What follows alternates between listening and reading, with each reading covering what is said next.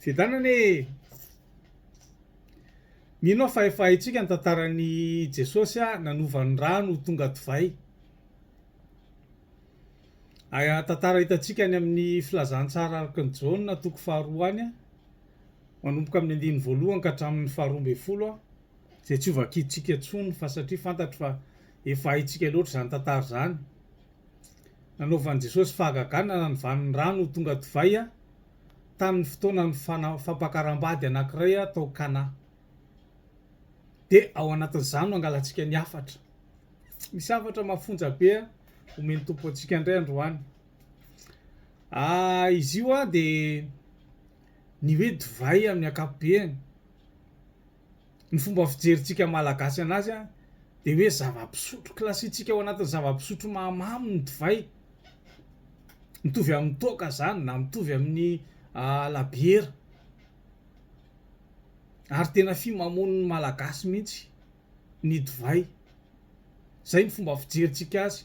Ary nga mba haitsika ny hirany tarika lolo sy ny tariny hoe le dimbaka avy an Nazareta hozy izy nanovany rano tonga divay. Tena tsara revy ani izy raha miaraka aminay zahay mangetaeta. Satria zay mihitsy le fomba fijerin'ny malagasy ny antsoina hoe divay. Ary ny dikan'izany de ile Jesosy zany pampirevy. Zay ny fandraisany zay no hevitry zany teny zany mantsy. Raha ohatra ka raisina amin'izay mahadivay ny divay andraisantsika malagasy anazy zay. Fa nefa tsy zany. Tsy zany. Fa ny divay amin'ny vazaha de tena anisan'ny sakafo mihitsy fihinana ary mampatsiro ny sakafo hohaniny ao ambony latabatra. Ary tsy vitan'izay fa ny divay de fampiasa indrindrindrindra amin'ny vanim-potoana manokana, amin'ny fotoanan'ny fety. Sahala amin'izay hitantsika eo amin'ny tantara ao amin'ny Jaona toko faharoa io hoe tamin'ny fotoanan'ny fampakaram-bady de fomba fanao ny mandroso divay anampy ny sakafo hohanina, mampatsiro ny sakafo hohanina amin'izany fotoana fampakaram-bady zany. De zany mihitsy ny divay fa tsy araka ny fijerintsika malagasy anazy hoe natao himamona, zava-pisotro himamona. Fa tena anisan'ny mampatsiro ary manome tsiro ny sakafo hohaniny eo ambony latabatra amin'ny fotoana manokana, amin'ny vanim-potoana spesialy, amin'ny fotoam-pety ny divay. De inona ny hevim-panahy horaisitsika ao anatin'izany?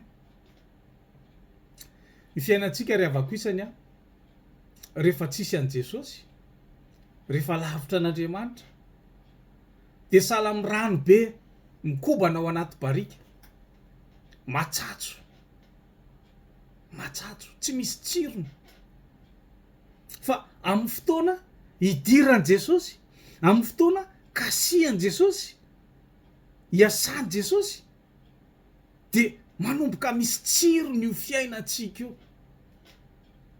Manomboka misy tsiro. Ary ahoana le endriky le tsiro?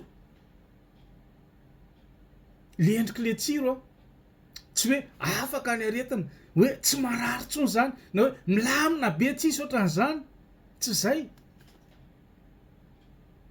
Fa le tsiro de mandalo mihitsy ny aretina, mandalo mihitsy ny olana isan-karazany. Ary tena ampandaloviny tompo fisedrana maro isan-karazany tsika. Fa saingy zao ao anatin'ireny olana sy fisedrana maro isan-karazany reny ao anatin'ireny aretiny reny no mampiseho ny maha izy azy Andriamanitra. Ary zay le tsiro asehon'ny tompo amin'ny fomba ny mahagaga, ny fisiny, ny heriny, ny fahefany. Mamany olana, manasitrana ny aretina, mandrava ny zavatsarotra rehetra. De amin'izay le atsapa. Za manokana de tena resy lahatra tamin'izay fotoana rehetra na lava na fohy ny arahako tamin'i Jesosy zay. Tena nahatsapako hoe tena tsara ny tompo, tsara ny tompo.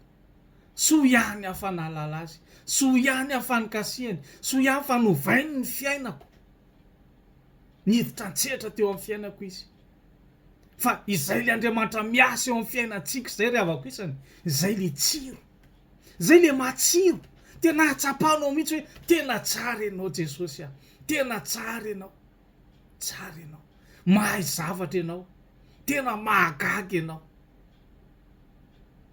zay le tsiro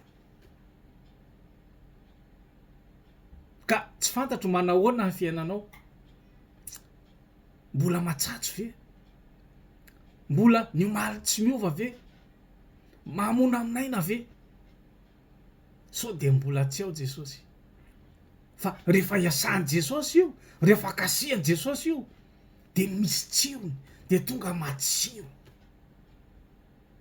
raha ohatra kefa nandray azy ianao tena tsapanao ve tena ianao eo amin'ny fiainanao ve zany tsirony miaraka amin'ny tompo zany fa izay le rano tonga tovay amen